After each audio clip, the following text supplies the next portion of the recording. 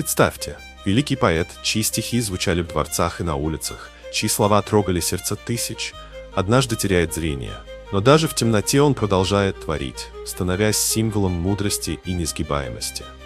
Это история Рудаки, человека, который видел мир не глазами, а сердцем. Готовы узнать, как слепота сделала его легендой? Тогда читайте дальше. История о слепоте Рудаки. Легенда и реальность. Рудаки жил в IX и X веках, примерно с 859 по 940 годы, и был придворным поэтом при дворе саманидов, династии, правившей в Средней Азии и Иране. Он пользовался огромным уважением, но его жизнь не была безоблачной. Согласно одной из самых известных легенд, Рудаки ослеп в конце жизни из-за конфликта с правителем. Говорят, что он отказался воспевать несправедливость или действия правителя, которые противоречили его принципам. В наказание за непокорность его ослепили. Эта история подчеркивает его моральную стойкость и преданность идеалам справедливости. Однако историки сомневаются в достоверности этой версии.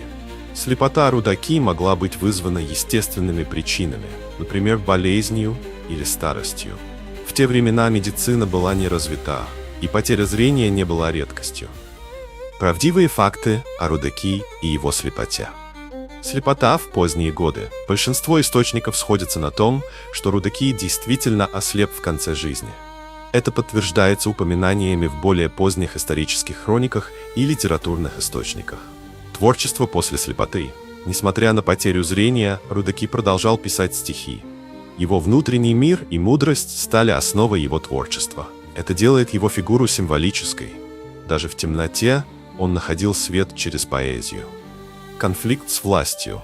Есть свидетельство, что Рудаки впал в немилость у правителя Насра II и был вынужден покинуть двор. Это могло быть связано с его принципиальностью или политическими интригами. Однако прямых доказательств того, что его ослепили по приказу правителя, нет. Символическое значение легенды. История о слепоте как наказании за правду стала частью культурного наследия. Она подчеркивает роль поэта как голоса совести, который даже ценой собственного благополучия остается верным своим идеалам. Рудаки — это не просто поэт, это символ.